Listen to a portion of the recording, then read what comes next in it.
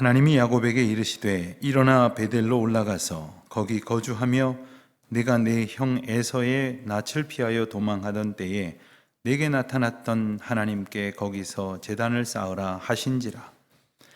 야곱이 이에 자기 집안 사람과 자기와 함께한 모든 자에게 이르되 너희 중에 있는 이방 신상을 버리고 자신을 정결하게 하고 너희들의 의복을 바꾸어 입으라. 우리가 일어나 베델로 올라가자. 내 환난 날에 내게 응답하시며 내가 가는 길에서 나와 함께 하신 하나님께 내가 거기서 제단을 쌓으려 하노라 하매 그들이 자기 손에 있는 모든 이방 신상들과 자기 귀에 있는 귀고리들을 야곱에게 주는지라. 야곱이 그것들을 세겜 근처 상수리 나무 아래에 묻고 그들이 떠났으나 하나님이 그 사면 거울들로 크게 두려워하게 하셨으므로 야곱의 아들들을 추격하는 자가 없었더라. 야곱과 그와 함께한 모든 사람이 가나안 땅 루스 곧 베델에 이르고 그가 거기서 제단을 쌓고 그곳을 엘베델이라 불렀으니 이는 그의 형의 낯을 피할 때에 하나님이 거기서 그에게 나타나셨음이더라. 아멘. 베트남에 무캉차이라고 하는 산간 지방이 있습니다.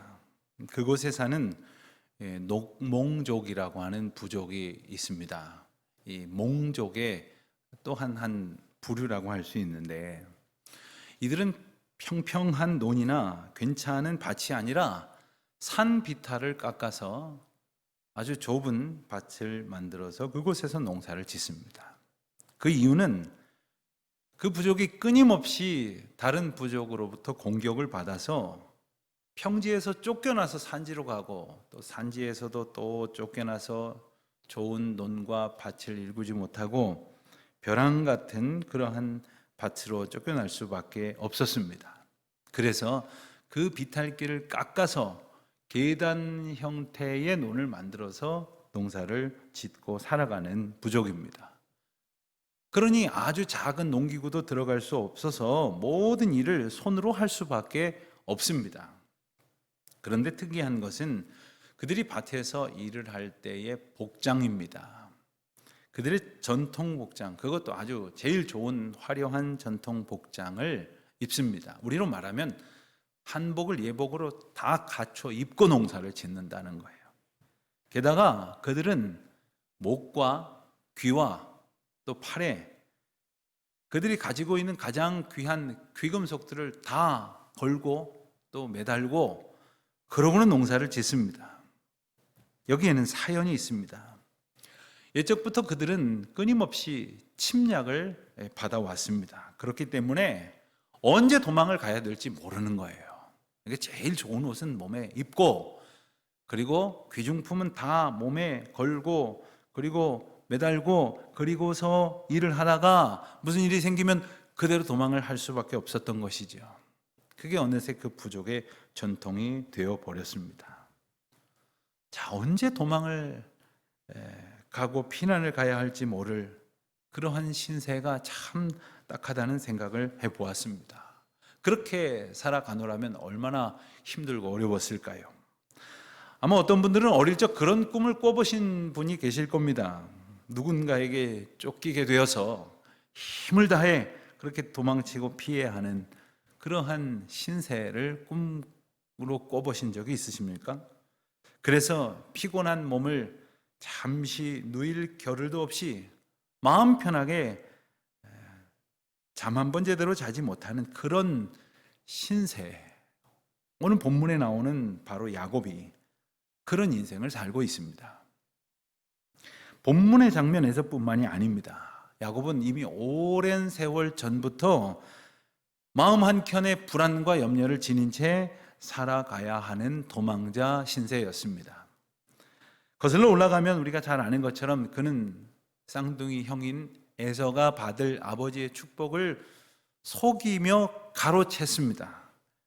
그리고는 형의 보복이 두려운 나머지 도망치듯이 고향을 떠났었죠. 어머니의 도움을 받아서 외삼촌 라반의 집으로 이제 가게 되는 그 길에서 평온한 집을 놔두고 하루아침에 끼니와 안전을 걱정해야 하는 그런 처지가 되고 말았습니다. 자, 그렇게 하란으로 향해 가는 어느 날 밤에 돌을 베개 삼아 노숙을 하는데 꿈이 하나님이 나타나셨습니다. 나는 여호와니 너의 조부 아브라함의 하나님이요 이삭의 하나님이라. 내가 누워있는 땅을 내가 너와 네 자손에게 주리니 네 자손이 땅에 티끌같이 되어 동서남북으로 퍼져나갈지며 땅의 모든 족속이 너와 네 자손을 통해 복을 받으리라. 이렇게 선포하시고 놀라운 축복을 하셨습니다. 그래서 야곱은 잠에서 깨어 그 자리에서 하나님 앞에 경배하며 하나님의 약속을 붙잡고 그와 같은 삶을 살겠노라고 하나님 앞에 서원을 하게 됩니다. 자, 걸음은 계속되어 마침내 외삼촌 라반의 집에 이르게 됩니다. 그래서 그는 그 집을 섬기며 그 집의 딸들을 차례로 아내로 맡고 일가를 이루며 살아갑니다. 아내의 종들까지 하여 네 아내를 두고 그리고 그 슬하에 아들, 딸 13을 둡니다. 야곱은 그 가운데에서도 가장 사랑했던 아내인 라헬을 위해서 무려 14년 동안을 그 집을 위해 일을 합니다. 그리고 그 집의 양떼를 위해서 또 6년을 일하게 됩니다. 그렇게 무려 20년의 세월이 지난 후에 야곱은 자기의 소유를 계산하여 그곳을 떠날 계획을 세웁니다. 그러는 가운데 외삼촌 라반과 갈등이 생기고 맙니다.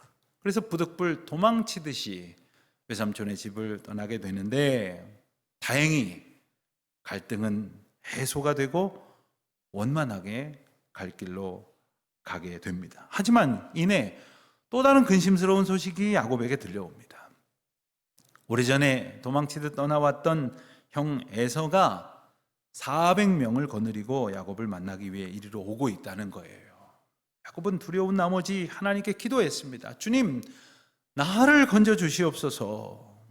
야곱은 공격받을 것을 두려워한 나머지 간절히 기도하면서 가지고 있는 것을 다 모아서 예물을 준비했습니다. 혹시 이것으로 형의 마음을 풀 수 있을까? 혹은 그럼에도 불구하고 자신을 공격할 것을 대비해서 가장 사랑하는 아내와 자식들을 가장 뒤로 이렇게 숨겨놓고 그리고는 불안한 채 홀로 남아서 간절히 기도를 하게 됩니다. 그때에 천사와 씨름하며 기도하면서 마침내 천사가 그를 축복하고 떠나게 되죠. 그래서 그곳 이름을 하나님의 얼굴을 배웠다 하는 의미를 지닌 브니엘이라고 명명하게 되었던 것이 바로 그것입니다. 그리고 마침내 장정 400명을 거느리고 오는 형 에서와 두렵고 떨리는 마음 가운데에 마주합니다마는 하나님의 전적인 은혜 가운데 그 둘은 극적인 화해를 하고 그리고 오랜 세월 동안 야곱을 짓누르던 그 마음의 짐은 그 근심은 비로소 해결이 되었습니다. 얼마나 기쁘고 감사한 일입니까? 야곱의 인생에 참 평안과 행복이 찾아오는 듯 했습니다. 그런데 오늘 본문에서 다시 야곱은 절체절명의 위기를 맞게 됩니다.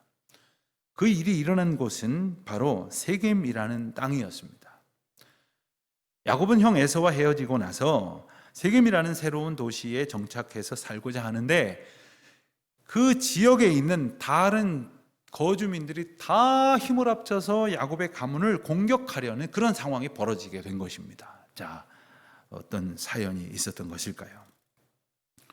조금 전에 말씀드린 것처럼 야곱은 그 브니엘에서 하나님의 은혜를 경험하고 오랜 세월 마음의 짐이었던 형 에서와의 문제를 해결하고 관계도 회복되었지만 그 은혜의 감격은 그리고 하나님께서 주신 그 사랑의 사명은 계속 이어지지 못했습니다. 왜 그랬을까요? 야곱이 그 가문이 택하여 살기를 원했던 그곳은 세겜이었습니다. 그곳은 인근에 있었던 다른 마을보다 더 크고 이미 도시가 형성되어서 나름의 문명을 갖춘 곳이었습니다. 한편으로는 살기 편했지만 다른 한편으로는 세속적인 물이 가득 들어버린 곳이었기도 했습니다. 자, 그곳의 이야기는 앞선 34장에 나옵니다. 그 도시에 가서 터를 잡은 야곱의 집안의 유일한 딸인 디나가 그 지역의 사람들을 보러 나갔다 하였습니다.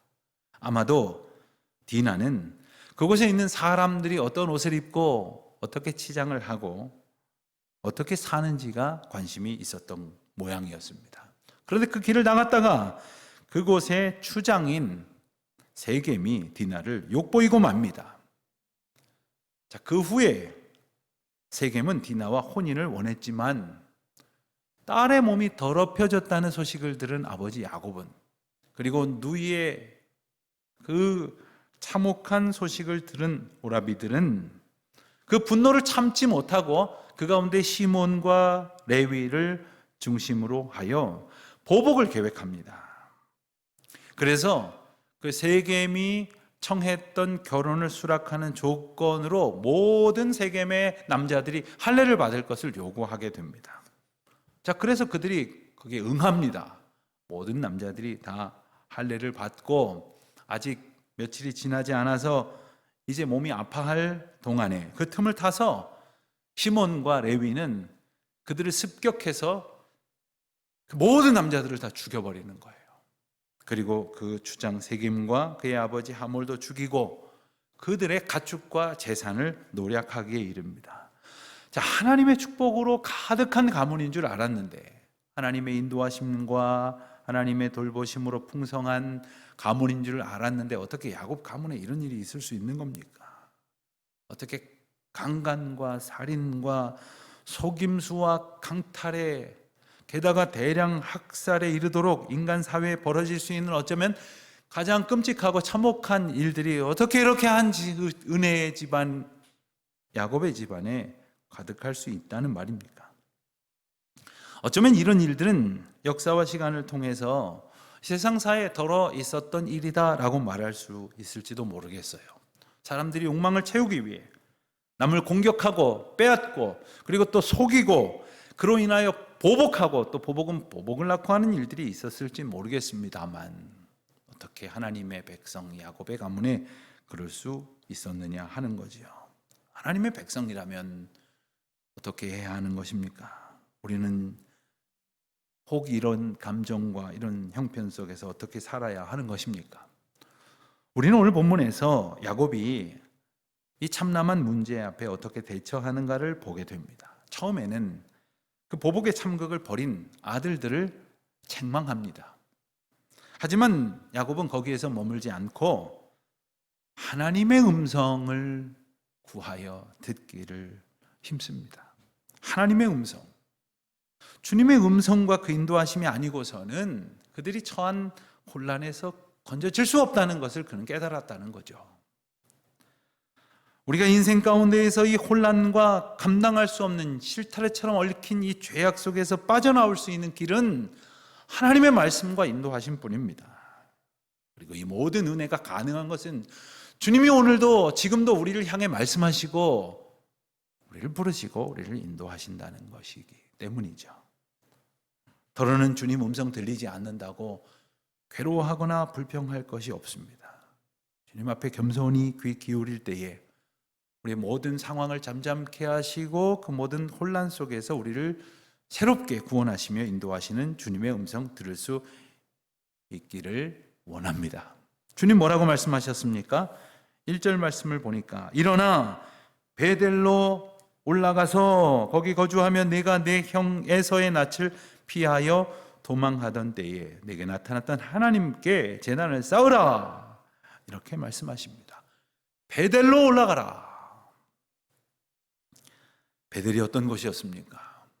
그 절체절명의 위기 속에서, 극한 불안과 염려 속에서 야곱을 만나주신 하나님, 그리고 그 하나님을 감격적으로 경험하여 하나님 앞에 삶을 드리기로 결단하였던 바로 그곳 아닙니까? 야곱이 어떻게 합니까? 즉각적으로 야곱은 순종을 해요. 그래서 가장 먼저 모든 사람들에게 이 사실을 선포합니다. 자기 집안 사람들과 또 함께 있었던 모든 사람들을 다 불러 모아놓고 그의 아들들이 지은 큰 죄악에도 불구하고 하나님께서는 하나님이 허락하신 그 약속을 거두지 아니하실 분이라는 언약을 지키시는 하나님에 대한 신뢰를 고백하고 있는 것이죠. 자신의 가문이 파괴되도록 두지 아니하시고 그 언약을 지켜주실 것이라고 하는 하나님에 대한 전적인 신뢰, 이것이 바로 야곱의 믿음입니다. 그리고 그들은 우선 이방 신상을 버리고 자기 자신을 정결하게 하고 의복을 바꾸어 입도록 명령합니다.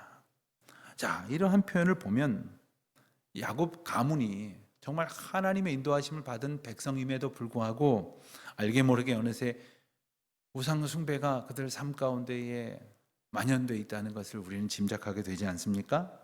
우리 곰곰이 생각을 해봐야 합니다.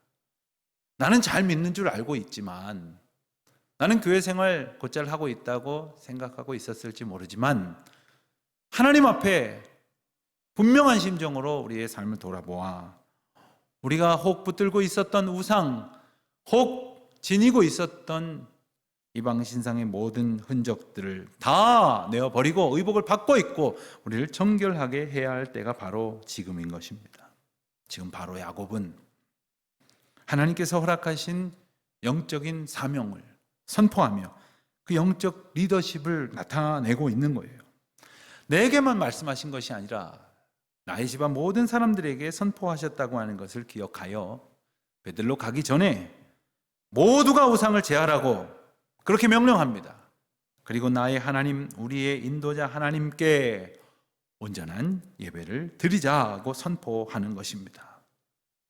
야곱이 비로소 그 집안의 영적 아버지가 되었습니다. 사실 지금까지 야곱이 아버지가 아닌 것은 아니었죠. 그러나 야곱은 영적인 영향력을 제대로 발휘했다고 말할 수 없었습니다. 겨우 혼자 하나님 붙들고 살았을는지는 모르지만, 겨우 자기 자신만을 위해서 기도했을지 모르지만 그 자녀들을 믿음으로 이끌어가지 못했습니다. 부인이 넷이요, 자녀들은 13인데 그 가운데에서 얼마나 많은 그 고통 가운데에, 염려 가운데에 있게 될 것이겠습니까? 그 많은 참담한 일들이 그들 가운데 얼마나 많이 있었습니까? 이제 비로소 하나님의 음성을 듣고 아브라함의 하나님께서 이삭의 하나님이 되시고 곧 나의 하나님이 되실 것을 온전히 깨닫고 야곱으로 하여금 영적 가장의 책무를 온전히 감당하게 하시는 하나님의 은혜를 경험하게 되는 것이죠. 그렇게 온 집안이 하나님 앞에 회개할 때예요. 야곱도 아마 그동안 지었던 모든 죄를 낱낱이 아뢰었을 것입니다.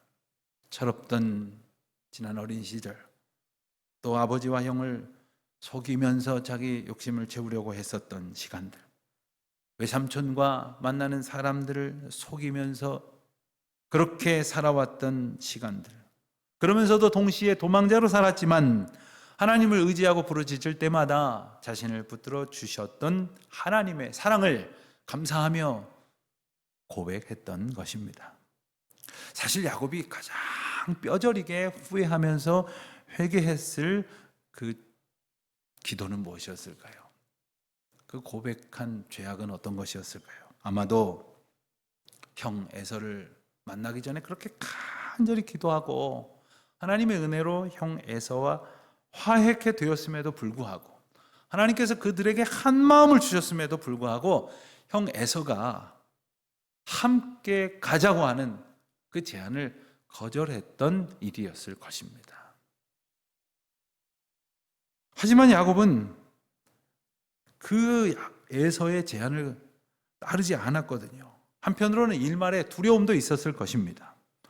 또 어쩌면 형과 더 이상 얽히고 싶지 않았을지도 모르겠어요. 지금은 원만히 넘어갔지만 나중에 또 다른 갈등이 빚어질 것을 염려했을지도 모르겠습니다.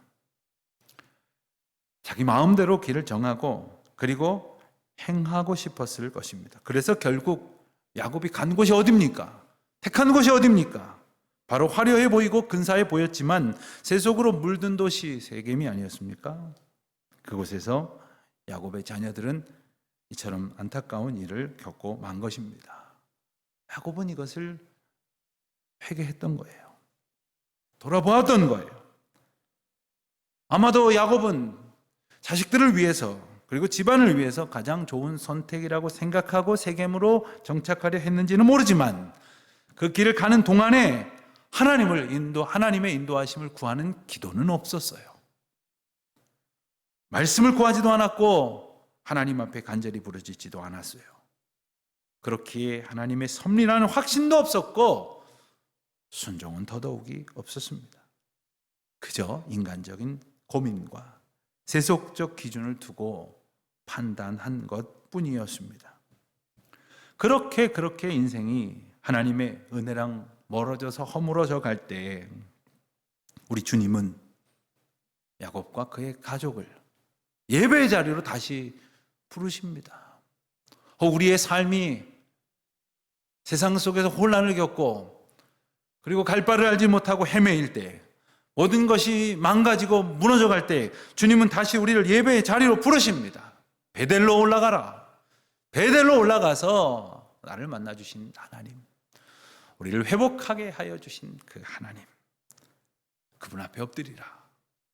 주님은 오늘 우리에게 이 말씀을 선포하시는 거예요.